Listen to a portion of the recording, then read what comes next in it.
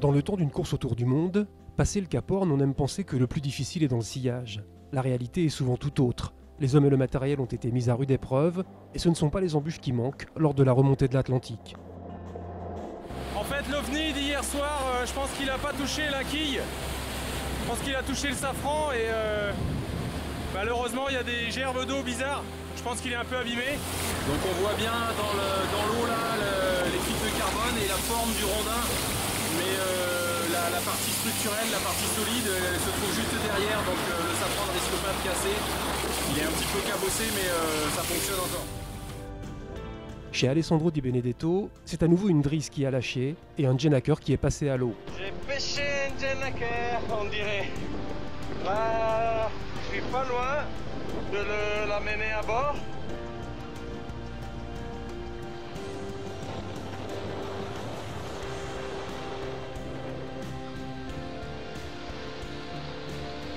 Et il reste encore quelques mètres à récupérer, mais la voile, elle est déchirée de partout.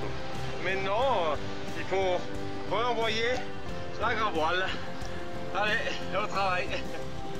Au winch. Rythme. Respiration. Après l'effort, le réconfort, et pour le franco-italien, le réconfort, c'est presque une évidence. Je vais manger des pâtes, je ferai des pâtes peut-être. Et après quelques heures de travail.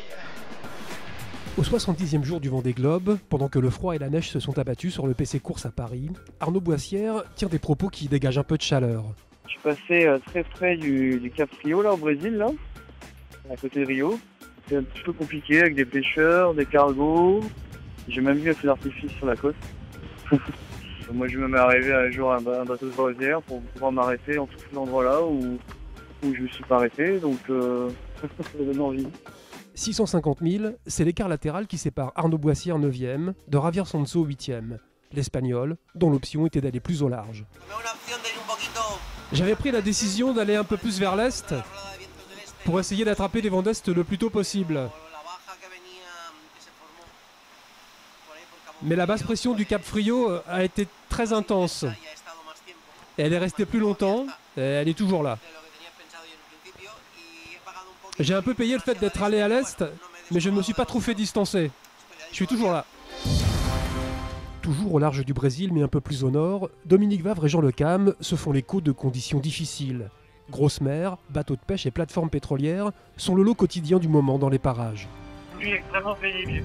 Un autre vent, secoué, pluie, mer grise, je pense de 2,50 m de creux, un peu agressif.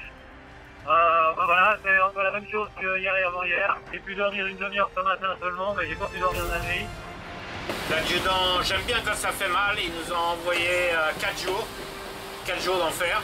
Et il nous a obligés à aller du côté de Rio, longer la côte avec les courants, avec une mer pas possible. Merci adjudant-chef, j'aime bien quand ça fait mal.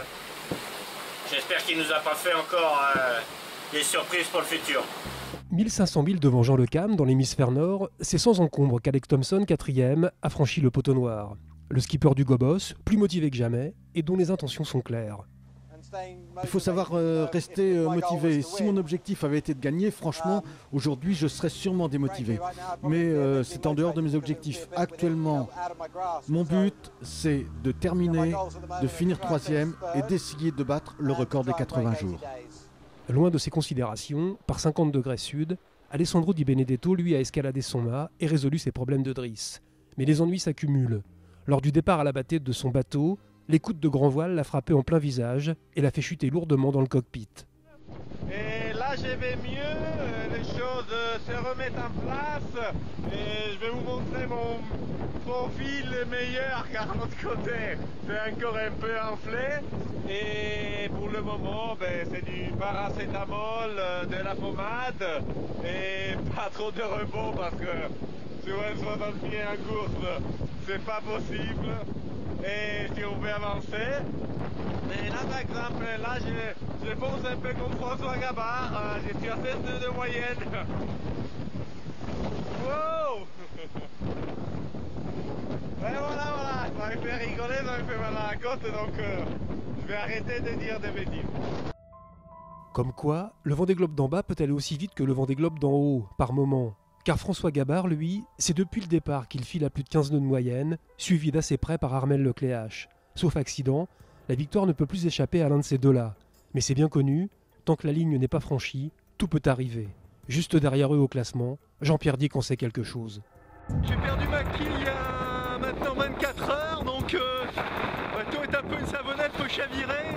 Donc soit je continue jusqu'à Sabdolan en maniant le bateau avec prudence, faisant bien attention bien sûr aux dépressions de l'Atlantique Nord, soit j'abandonne ma 3e place ici aux Açores dans 2 jours. Pas une décision facile, je peux vous dire. Confronté à ce choix cornélien et toujours en course, le Niçois doit s'en remettre à la bienveillance d'Éole s'il veut boucler un 2e Vendée Globe. Tout comme Armel Lecléache, mais pas pour les mêmes raisons à l'approche de l'anticyclone des Açores. Entre préservation du matériel et analyse météo, le skipper de Banque Populaire se triture les méninges. Normalement, François a commencé à ralentir un peu. Après, il va retoucher le vent aussi avant nous normalement. Donc, on va espérer, en étant un peu plus dans l'ouest, avoir un peu plus de pression plus longtemps. La fin de course risque d'être assez rapide, surtout agité, parce qu'il y aura du portant assez fort avec de la mer. Donc, il faudra être vigilant. On va faire ça de sortie de route, notamment dans le golfe de Gascogne. Depuis le 8 décembre, le Vendée Globe n'a pas connu d'autres leaders qu'Armel Lecléache et François Gabard. Et depuis le 31 décembre, à la veille de franchir le Cap Horn, le skipper de Massif est en tête de l'épreuve. Tout proche aussi d'avoir la tête dans les étoiles. Et voilà, un joli petit coucher de soleil. On n'a pas encore envoyé le SPI, mais je pense que ça ne saurait tarder dans l'heure qui vient. Touchons du bois. Pour le moment, il y a du vent, il y a toujours de l'air. Donc je suis plutôt content et je me réjouis de ce joli coucher de soleil. La stratégie du leader consiste à enrouler la bordure du centre de l'anticyclone des Açores par une route qui passe sous l'archipel du même nom. De la sorte, François Gabard espère trouver un angle de vent parfait pour rallier des Sables d'Olonne. À quelques jours de l'arrivée du Vendée Globe, la concentration est à son comble en tête de course. L'heure n'est plus à la communication. Les images venant du large vont se raréfier. Voilà, c'est une des dernières vidéos à bord de Banque Populaire pour ce Vendée Globe. Et là on est sous un beau soleil, on en profite un maximum. Et derrière ça va se couvrir, le vent va rentrer fort et on va avoir un week-end bien agité. Voilà. Et puis j'espère que tout va bien. On va tous se retrouver au Sable d'Olonne. En tout cas merci encore à tous ceux qui m'ont encouragé, m'ont suivi depuis le début. Et à très très vite au Sable d'Olonne. Ciao ciao.